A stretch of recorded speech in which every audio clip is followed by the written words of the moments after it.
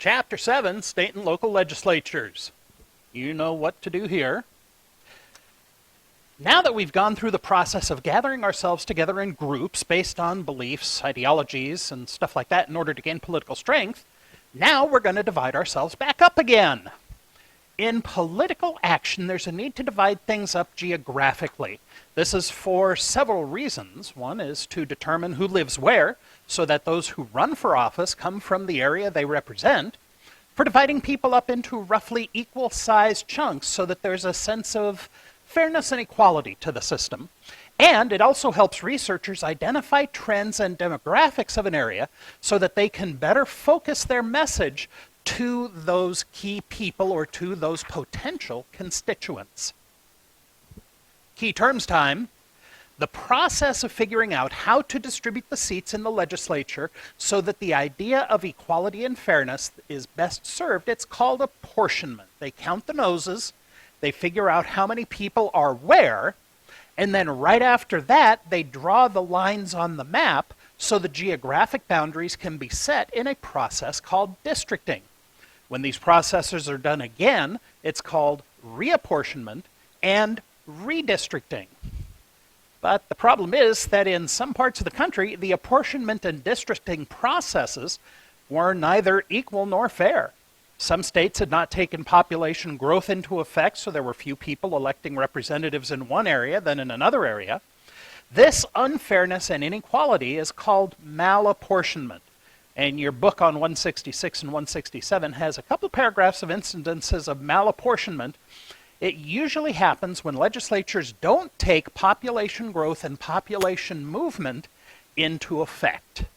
One of the Supreme Court cases you're going to need to know is Baker v. Carr. In 1959, a lawsuit was brought against Tennessee's Secretary of State Joseph Carr and Attorney General George McCandless. The suit claimed the Tennessee Constitution required the General Assembly to reapportion the state after every 10-year census. The United States Supreme Court has long tried to avoid the political thicket. Yet, faced with widespread voter inequality, the court declared in the 1962 landmark decision of Baker v. Carr that legislative apportionment was within the bounds of judicial review. In 1962, rural America was overrepresented in state legislatures all over the country. In Tennessee, the state constitution required district boundaries to be drawn based on population, but a census hadn't been conducted in 60 years. Despite massive urban growth, voter districts remained unchanged. In some cases, rural voters had 10 to 20 times more political power than urban voters. A group of urban voters, including Charles Baker, sued Tennessee Secretary of State Joseph Carr and other state officials for violating their rights to equal representation under the Equal Protection Clause of the 14th Amendment. The district court dismissed the case as a political question. So once the case was dismissed at the local court, the case went to the Supreme Court, and the question was, can citizens appeal to the federal courts in matters relating to political questions? The court said yes. This established a jurisdictional forum for concerns previously held to be political questions. The political question is something like, if you don't like the political decision, just vote in new political deciders. But that's easier said than done. The next major case is Reynolds v. Sims. After trying to get Alabama to reapportion, claiming the apportionment was unfair, this suit and 9 others like it were submitted to the court, and they were all heard together, and they were known as the reapportionment cases. Reynolds v. Sims was chosen due to Alabama's most outrageous record on voter equity. Sims, the United States Supreme Court upheld the principle of one person, one vote, with 8 votes and 1 majority opinion. Alabama's state constitution, created in 1901, set a cap of 35 Senate members and a House of Representatives with no more than 105 members. Each county was entitled to at least 1 representative in the House, with the remaining seats apportioned among counties by population. Alabama's constitution also required the reapportionment of representatives to each county every 10 years, based on the decennial census. But the Alabama legislature failed to keep up with this requirement. By 1960, A majority of Senate members represented only 25% of Alabama's population. Different counties possessed serious disparities in voting power. For instance, Bullock County had a population of about 13,000 and received 2 House seats.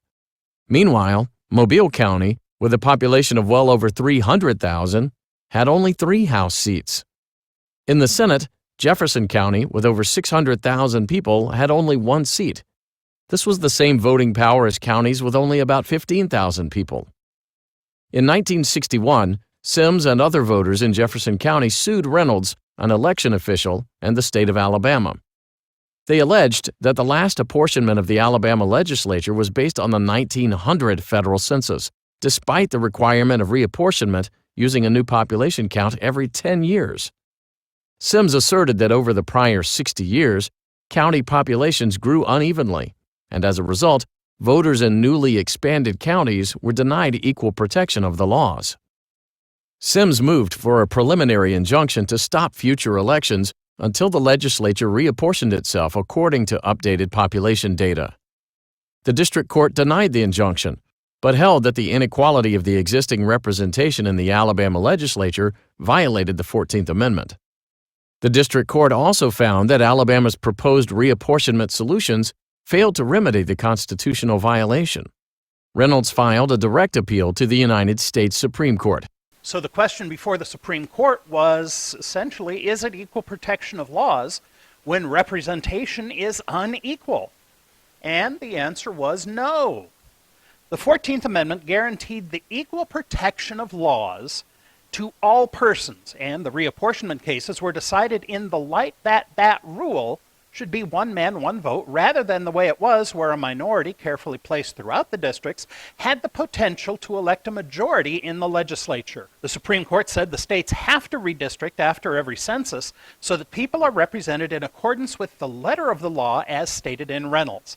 But just because the law says something doesn't mean that it stands as intended. There was a guy in the early 1800s, Elbridge Gerry from Massachusetts, signed the Constitution right there, and he was one of the people who redrew the lines of the district so that his party would have a political majority. One of the newspapermen at the time saw the shape of the district, put wings, feet, and a head on it, and said it looked like a salamander. His buddy one desk over said that it wasn't a salamander, that it was a gerrymander, and the name stuck. Gerrymandering today is being given to power to draw the lines to your best effect.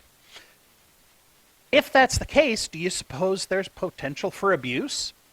Say if you have a heavily minority area, or if you have a stronghold of party affiliation, which, like Ashland, is very liberal in a mostly conservative Jackson County, what better way to dilute the power of that voting bloc than to divide it up? United, that voting bloc is a force to be reckoned with, but divided it still has equal representation, quote unquote, but they don't speak with a united voice because they have been geographically divided. Some of the gerrymanders that exist through the 1990s included a district that was about 30 miles long and as narrow as one lane of an interstate that went for about a mile so that the district would be unbroken. What I'd like you to do is, in the folder, there are 4 videos on gerrymandering. They're pretty short and they're very informative. So I'd like you to watch those videos, as well as the link to the video Shaw v. Reno. Now we're going to take a look at the makeup of the legislature itself. Every state except Nebraska has a bicameral legislature, meaning 2 bodies. It's modeled after the British Parliament, and it kind of stuck over time. The state assembly and the state senate decide the laws. In Oregon, the Assembly serves for 2 years and the Senate serves for 4 per term. Constitutionally, bills regarding taxation or spending must, like the United States Congress, originate in the House. Nebraska has a unicameral legislature, one main body working to make the laws. There are arguments for and against a unicameral legislature in a book, so you can read that for yourself. Professionalization. Oregon's legislature works roughly 6 months every 2 years. There's a long session in odd-numbered years and a short session in even-numbered years. Then the lawmakers go home, do their thing. We do not have a professional legislature. California, on the other hand, being the 7th largest economy in the world, has a legislature that's in session 9-10 months out of the year. They have large staff, large budgetary allowances for legislative work and support, and to be a legislator in California is basically a full-time job. The perception is that we're moving away from citizen legislators and moving towards professional legislators. Now, with professionalization comes entrenchment. Before term limits came in, there were incumbents in Oregon who had been in public service for 20, 30 years. They had the power of the incumbency in their favor. They knew the ins and outs of how to operate the state capitol, and they usually had massive campaign funds to serve their interests. As P.J. O'Rourke once said, do you want a dog that knows where all the bones are buried, or do you want a dog that's going to dig up the whole yard? With professionalization comes the power of incumbency. Now, there's been a movement lately to get the entrenched people out of the power structure. The term limits movement sought to force legislators out of office after serving a set number of terms. Its aim was to get new and fresh people in the halls of the Capitol, as well as provide more opportunities for others to participate in public service. So what do the legislators do? Well, at the state level, the main function of the legislature is representation, being the people's voice and advocate for the government. Sometimes this is called constituent service. Policymaking is next. That's determining how things are going to be done and weighing the consequences against the benefits. What do we do about crime, pollution, roads, schools, the Rona? The third function is oversight. With the checks and balances system, the states are divided up much like the national government, with each branch being co-equal to all of the others, exercising oversight over the other two. In this chapter folder, I have links to several videos of a conversation between former Oregon Representative Sal Esquivel on the right and Peter Buckley on the left. They were fixtures in my live classes for over a decade, and now they come to you through the miracle of YouTube. Cities. Cities usually have a mayor or city administrator and a city council. This is a localized separation of power, and each exercises oversight over the other. Now, there's no real judicial branch at the city level. That function is part of each mayor and council. Medford has a city administrator, a professional who oversees the business end of the city. Medford's mayor doesn't do a whole lot, presides over the city councils, breaks ties when there are city council votes, cuts ribbons to open new buildings, and basically is shaking babies and kissing hands. At the county level, we have 3 at-large representatives who speak for everyone in the county. They are the county commissioners. There's not the separation of powers between the legislative and administratives controlling the interests in the county. They act as both administrator and legislator. There's a term you're going to need to know. It's called the Sunshine Law. It's also known as an open meeting law. This requires that nearly all official actions of an elected body be held publicly and not in secret or in executive session. This is to advance transparency in government action. Now, that being said, there are some things that must by definition be kept secret. Employee disciplinary actions, proposed purchases of lands or other goods.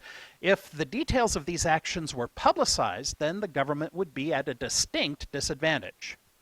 Let's say, for example, the city publicized they wanted to buy several parcels of land for a brand new park. Others could swoop in and purchase the land before the city could act, then turn around and demand a much higher price. Also, if there's a personnel action being taken against a city employee, that's an HR decision, and that's confidential regardless of the fact that the city is a public entity.